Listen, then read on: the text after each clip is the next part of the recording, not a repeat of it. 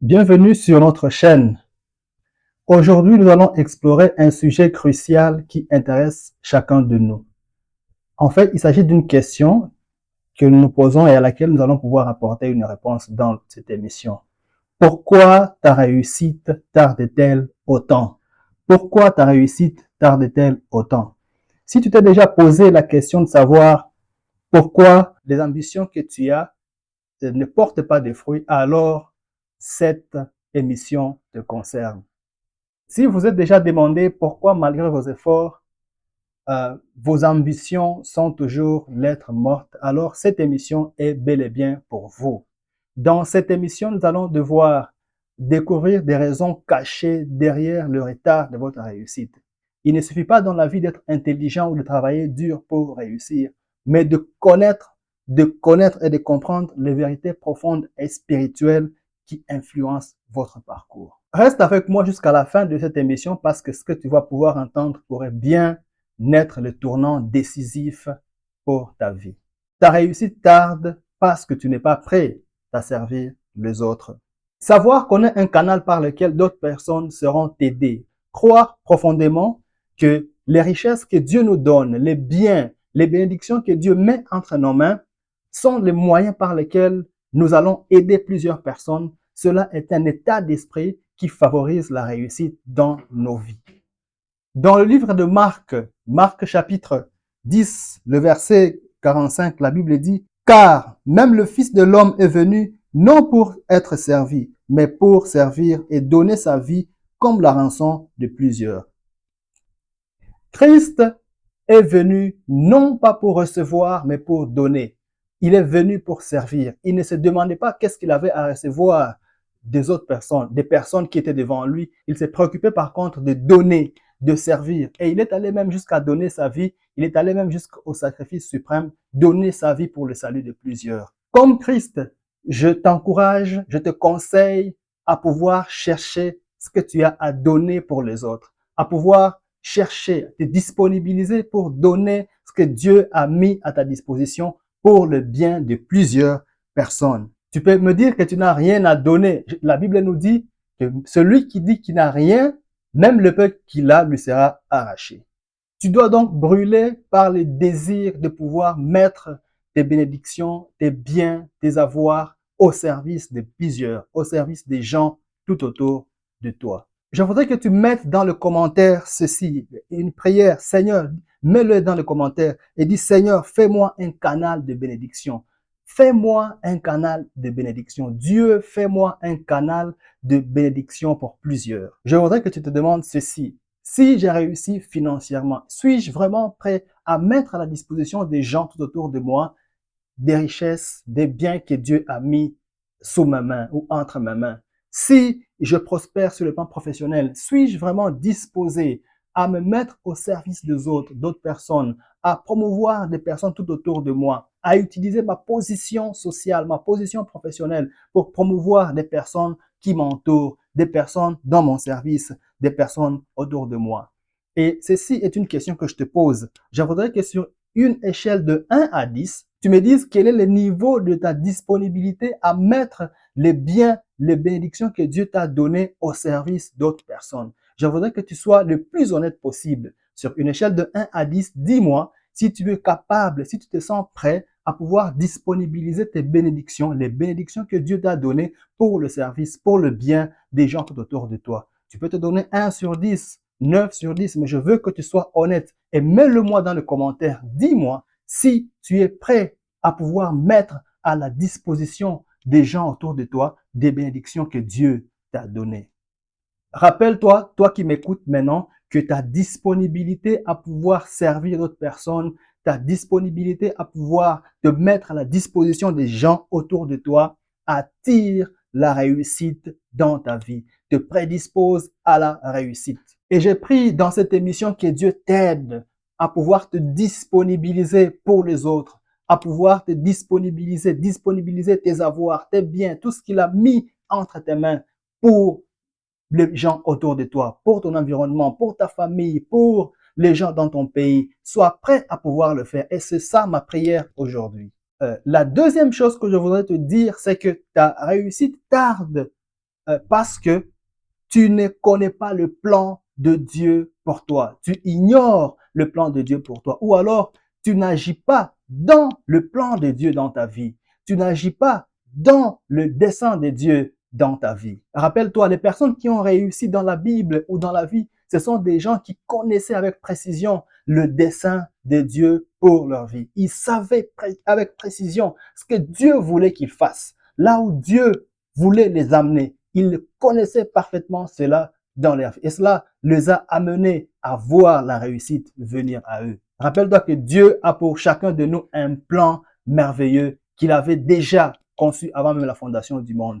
Dans le livre de Jérémie 29, verset 11, la Bible dit « Car je connais les projets que j'ai formés sur vous, dit l'Éternel, projets de paix et non de malheur, afin de vous donner un avenir et de l'espérance. » Dieu a donc un plan précis pour vous. Il a donc un plan, un projet précis pour chacun de nous.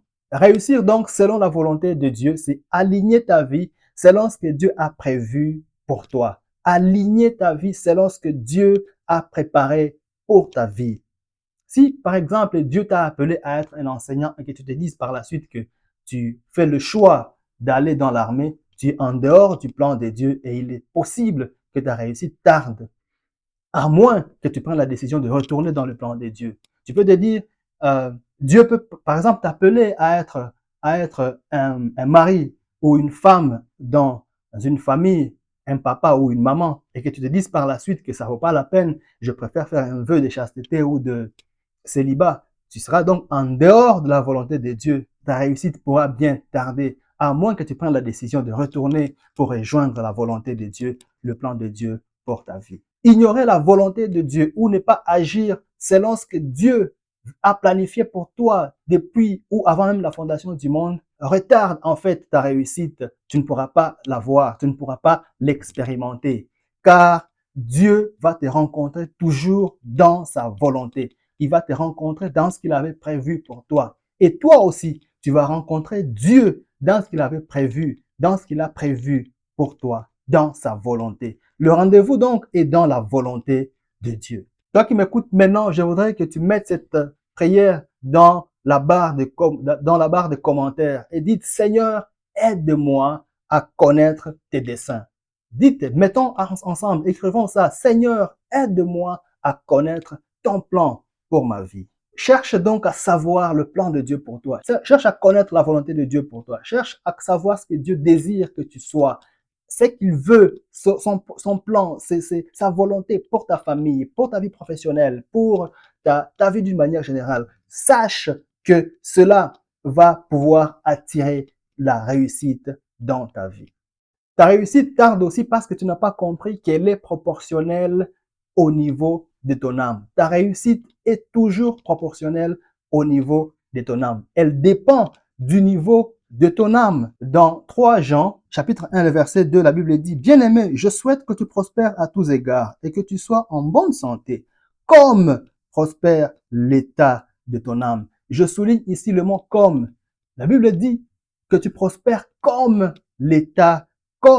prospère l'état de ton âme. Dieu veut que tu évolues, que tu réussisses, mais comme prospère l'état de ton âme. Tu ne peux pas aller loin que le niveau de ton âme. Tu ne peux pas avoir une réussite qui dépasse le niveau de ton âme. Le niveau de ton âme fait donc référence ici à ta croissance spirituelle, à ta relation avec Dieu. Et une âme élevée suppose ou signifie une vie spirituelle riche, mais aussi une compréhension profonde des principes de Dieu. Il ne s'agit pas de comprendre les principes de la religion, mais une compréhension à fond des principes spirituels. Le niveau de ton âme est également déterminé par les valeurs et les caractères que tu portes. Il s'agit notamment de l'amour, de la compassion, de l'humilité, de l'intégrité, de l'honnêteté, sont là des caractères qui sont attachés à ton âme. Et ta réussite sera toujours proportionnelle au niveau de ton âme, au niveau de ton âme. Je voudrais que tu mettes ceci dans le commentaire, dans la barre de commentaires. Mettons-le ensemble. Seigneur, transforme mon âme. Je prie vraiment que Dieu puisse transformer ton âme. Dis, Seigneur, transforme mon âme. Seigneur, transforme mon âme. Seigneur, transforme mon âme. Tu seras béni, tu vas réussir. lorsque ton âme sera transformée. Ta réussite, rappelle-toi, elle sera toujours proportionnelle au niveau de ton âme. Ta réussite tarde parce que tu ne sais pas attendre le temps de Dieu. Ou alors tu méconnais le temps de Dieu. Parfois, la réussite n'est pas immédiate dans la vie des hommes parce que cela ne correspond pas au timing de Dieu. Nous le voyons dans Ecclésiaste, chapitre 3, le verset 1, la Bible dit, il y a un temps pour tout, un temps pour toute chose sous le ciel. Dieu a un plan, un timing pour chaque individu ici-bas. Et parfois, l'attente est nécessaire pour l'accomplissement de ce plan, du plan de Dieu pour nous tous. Ce que tu dois faire, c'est d'être patient, d'attendre l'accomplissement, d'attendre le timing de Dieu. Et lorsque nous attendons, ce n'est pas du temps que nous sommes en train de perdre, ce n'est pas du temps perdu, mais c'est un temps qui nous est bénéfique parce que cela contribue à notre maturation, à notre croissance. Nous le voyons dans la vie de Joseph dans la Bible. Entre le temps où il a reçu la vision de son élévation jusqu'à l'accomplissement à la matérialisation de la vision qu'il avait reçue, il y avait une longue période, il y avait un temps plus ou moins long parsemé des hauts et des bas. Tout cela contribuait à la maturation, à sa force, à sa construction pour en fait faire de lui un homme qui sera en mesure de vivre dans la réussite confortablement. Tu peux faire cette prière avec moi. Tu peux dire, Seigneur, aide-moi à attendre ton temps. Écris-le dans le commentaire. Seigneur, aide-moi à être patient. Enseigne-moi à attendre ton temps. Nous voici à la fin de cette émission. Je pense que les clés que nous venons de voir ensemble t'ont permis de comprendre pourquoi ta réussite tarde, mais également tu as compris ou tu as étudié comment tu peux activer ta réussite dans ta vie. Merci donc d'avoir été les nôtres. N'oublie pas de partager avec les gens tout autour de toi du contenu de cet entretien que j'ai eu avec toi. J'espère que tu as été édifié. N'oublie pas d'édifier d'autres personnes également. Reste donc connecté et à la prochaine émission.